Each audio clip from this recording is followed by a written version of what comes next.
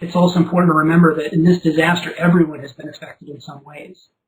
In fact, those not involved in direct patient care can experience unique stresses related to increased work demands, less organizational and community recognition of their work, a reduced sense of meaning in the work that they end up doing, and even feelings of guilt for not being on the front lines.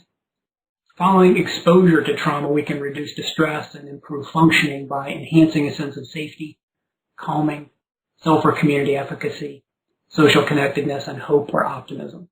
These elements form the basis of what has been termed psychological first aid, which is an evidence-based framework for supporting resilience in individuals, communities, and organizations.